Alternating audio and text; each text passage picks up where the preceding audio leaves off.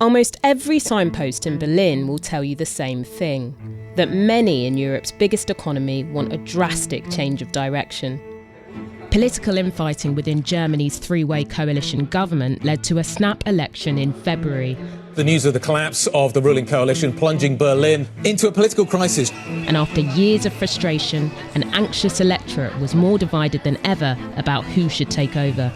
Many people in Germany don't feel that the political establishment is listening to them and can really service their needs.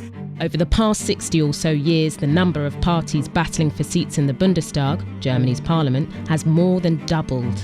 Before reunification with the East, 3 West German parties regularly secured more than 90% of votes. But in 2025, 7 jostled for power. And these increasingly popular newcomers have polarising visions of 21st century Germany. I don't think the global dimension of Germany's political fragmentation can be underestimated. We're talking about one of the largest economies in the world. This election is probably one of the most important in the post-war period. If the center doesn't hold within 4 years, it's very possible to see a far-right government leading Germany. With Europe and the world grappling with Germany's version of resurgent nationalism and its more extreme elements, the question is, can its political establishment hold on?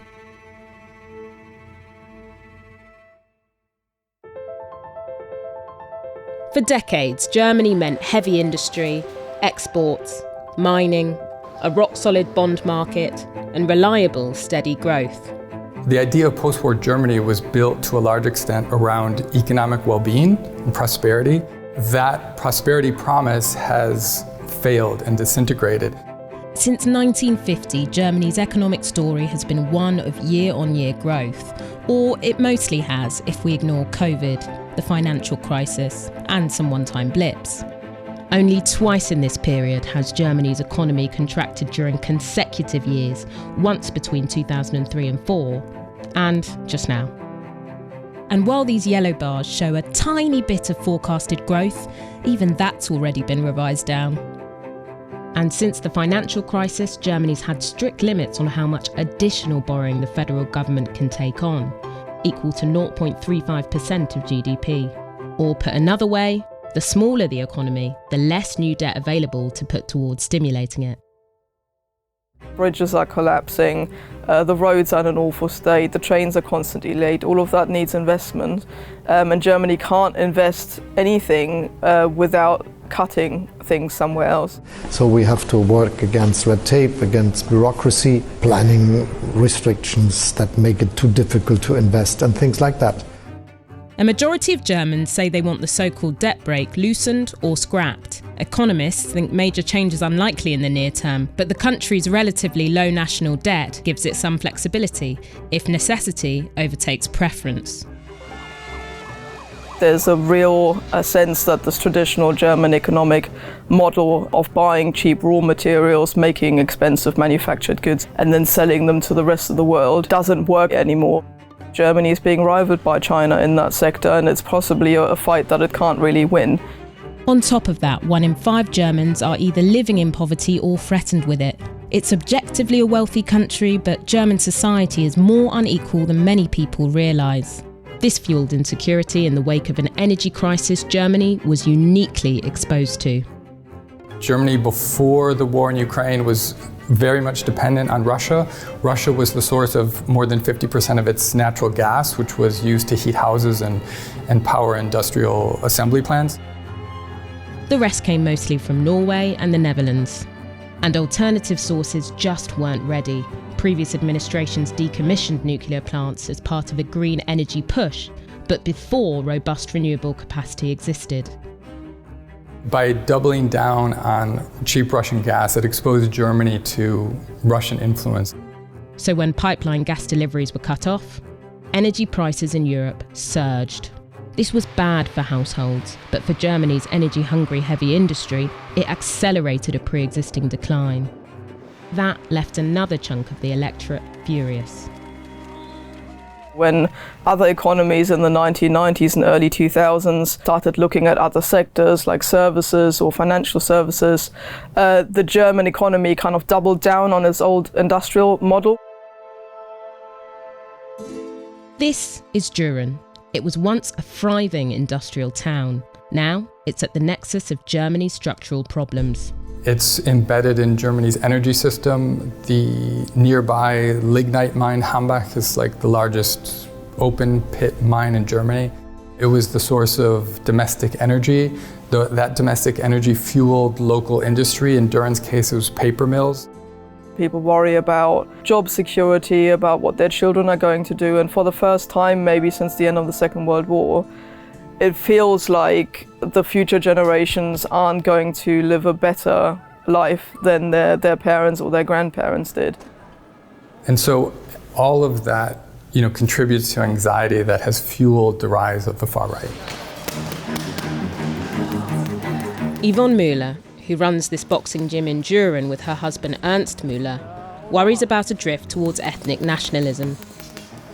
Trainiert der russische mit dem ukrainischen Boxer, hier trainiert der türkische Boxer mit dem kurdischen Boxer. Also ich finde, dass die Behörden oder überhaupt die Regierung viel zu wenig für die Integration in den ganzen Jahren gemacht hat. Ich würde mir wünschen, dass der Wandel käme. Which brings us to the most contentious issue driving many Germans: immigration. There are 500,000 within the last 4 years who came to Germany without any control. This has to be stopped immediately. The migration crisis has added to a sense of anxiety, a sense of people losing their space, losing control of their country, and has been politicized, obviously, by the far right.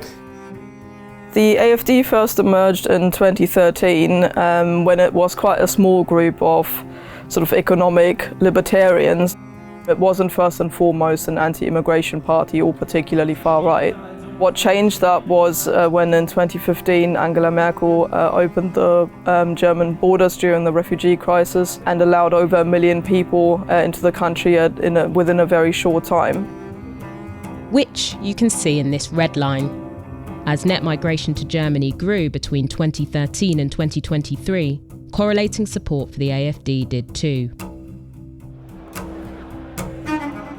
It's sort of like a make Germany great again. You've seen in their messaging. We are a libertarian conservative party in Germany. I actually put my thumbs up for Donald Trump. We have huge hope in his presidency, and I really hope that he puts an end on this terrible war in the Ukraine, because the European member states are actually not willing or capable of doing something like that.